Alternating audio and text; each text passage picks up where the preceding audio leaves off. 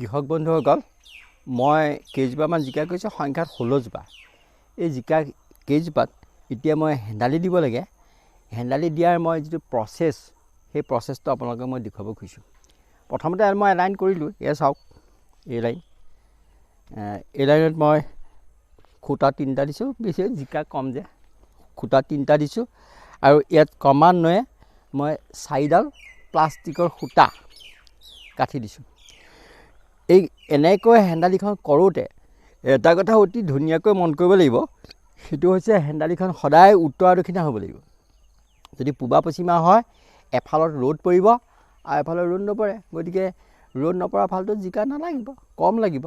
কিন্তু এনেকৈ দিলে দুইফালত সমানে ৰ'দ পৰিব, গতিকে জিকাখিনি সুন্দৰকৈ লাগিব। মই এতিয়া জিকাখিনি এনেকৈ হেন্দালি দিওঁতে মোৰ লগ এটা হ'লে ভাল, সেইকাৰণে মই এজন সহায়ক লৈ লৈছোঁ। এয়া চাওক মই কেনেকৈ গাঁঠিছোঁ। সেইটো খুঁটাত প্ৰথমতে গাঁঠি দিলোঁ, দি এতিয়া এইডাল ইয়াত ইডালৰ পৰা সিডাললৈ ওচৰ হ'ব লাগিব, যাতে জিকাডাল এনেকৈ যাওঁতে 2 নম্বৰডাল ধৰিব পাৰে। এই এনেকৈ ইডালৰ পৰা সিডাল যাতে ধৰিব পাৰে, ধৰি ইয়াত ওপৰত এইডাল আকৌ দিব লাগিব, বাঁহ এডাল দিব লাগিব। কেলৈ নকওঁ, যদি ওপৰডালো ৰছিয়াই দিয়ে তেতিয়া দোৱাই লৈ গুচি আহিব নহয়। গতিকে জিকাখিনি এনেকৈ উঠি যাব, গতিকে ইয়াত এই বাঁহডালত গৈ পাক খাব। পাক খোৱাৰ পিছত আৰু সি কেতিয়াও তললৈ নামি নাহে। আৰু জিকাখিনি যিবিলাক মানে নালাগিবলগীয়া ডাল, মানে সৰু সৰু চিকি চিকি ডাল, সেই ডালবোৰ কাটি দিব, সেৰেঙা হৈ যাব। গতিকে জিকাখিনি সুন্দৰকৈ লাগিব। আৰু ইয়াত মাজে মাজে যদি পোক চোক লাগে পাতলকৈ ৰগৰ ছটিয়াই দিবলৈও সুবিধা হয়। আকৌ এটা কথা মন কৰিব লাগিব যে এই পাৰি জিকা মই যিটো হেন্দালি দিছোঁ, এই পাৰিৰ পৰা এই পাৰিলৈ অলপ হ'লেও দূৰ থাকিব লাগিব। যদি ঘনকৈ আমি এই 2 পাৰি দিওঁ তেতিয়াহ'লে ৰ'দ বতাহ সোমোৱা দিগদাৰ হ'ব। আকৌ ইপাৰিৰ পৰা সিপাৰিলৈ ৰ'দৰ গণ্ডগোল হ'ব। গতিকে ইপাৰিৰ পৰা সিপাৰিলৈ অলপমান দূৰ হ'লে ভাল হয়, তেতিয়া জিকাডৰা বেছি ভালকৈ লাগে। এতিয়া মই এয়া গাঁঠি গৈছোঁ। মাজে মাজে ইয়াত এডাল দুডাল দিব পাৰিলেও বেছি ভাল।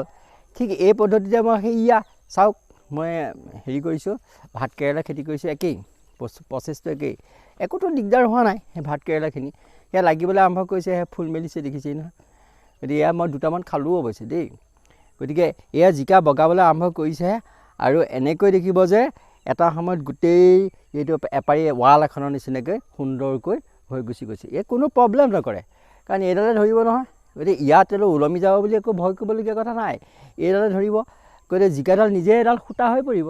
সূতা হৈ পৰাৰ লগে লগে সিহঁত ওলমি ওলমি জিকাবোৰ লাগিব। আৰু এইভাগে মই হেন্দালি দি মই এই 4 পাৰি এইখিনি জিকা আৰু সেই সিপালে এপাৰি দিছোঁ, সেইখিনি মই চটফটি মই 4 জোপাহে দিছোঁ। 4 জোপা চটফটিয়ে যথেষ্ট। গতিকে 4 জোপা চটফটি যথেষ্ট লাগে, সেয়াই ভাল। নেবেচোঁ যেতিয়া মই এনেকৈ এইখিনি জিকাই যথেষ্ট হৈ যাব। যদি আপোনালোকে মোৰ প্ৰচেছটো লয় তেতিয়াহ'লে কম খৰচত মানে সুন্দৰকৈ জিকাখিনি আপোনালোকে পাই থাকিব পাৰিব। চেষ্টা কৰি চাবচোন বাৰু। মই সহায়ক লৈ লৈছোঁ। এয়া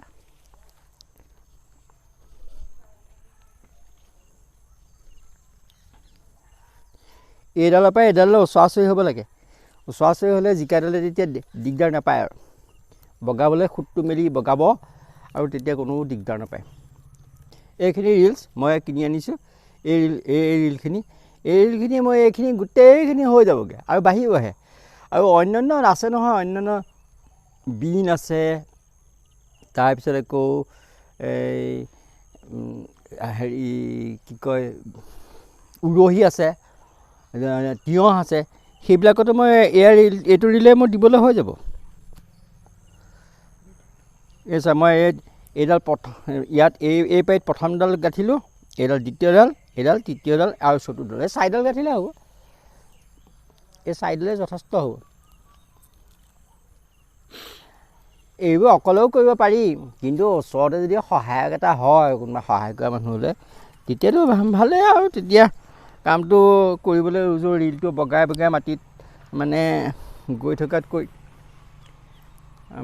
থকাতকৈ ওপৰত ধৰিলে ৰিলটোত বোকা নালাগে, তেতিয়া বেছি ভাল হয়। এইডাল 4ডালতকৈ মই নিদিওঁ আৰু দিয়া কটাইখন দিয়া। অলপমান বহাই কাটিব লাগিব, তেতিয়াহে খুঁটাটোত আকৌ গাঁঠিটো দিব পৰা হ'ব।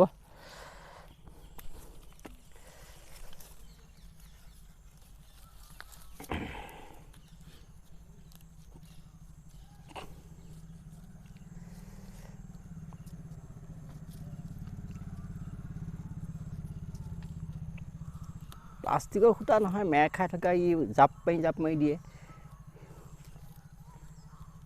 এইটোৱে দিগদাৰ, অন্য একো নহয়। টাইটকৈ বান্ধিলোঁ দেই, এই পাৰি হৈ গ'ল। গতিকে এই পাৰিত আৰু জিকা খাবলৈহে থাকিলে আৰু। এতিয়া আমি নেক্সট পাৰিলৈ যাম। এইটো কামটো এনেকুৱা যে ই একেদিনাই এখন হেন্দালি তৈয়াৰ কৰিব পাৰি, কিন্তু ইভাগে খুঁটা দিয়ক, জেং বিচাৰক, বাঁহ বিচাৰক, এই গোটেই হেন্দালিখন দিবলৈ, ইমান ডাঙৰ হেন্দালিখন দিবলৈ কিমানখিনি বাঁহ লাগিব।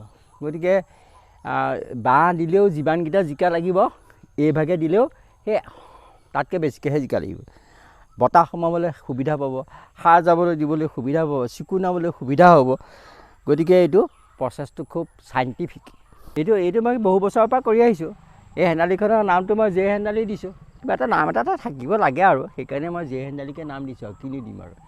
গতিকে এবাৰ জে হেন্দালি যি বছৰ মই নাম দিছোঁ, সেই বছৰটোত যথেষ্ট পৰিমাণে জিকা লাগিছে। আৰু কন্দলীৰ কাৰণেও এখন হেন্দালি দিছোঁ, সেই কন্দলীটো বহুত মানে গাঁৱৰ মানুহক মই বিলাই অন্ত কৰিব নোৱাৰিলোঁ, এনেকুৱা কন্দলী লাগিল।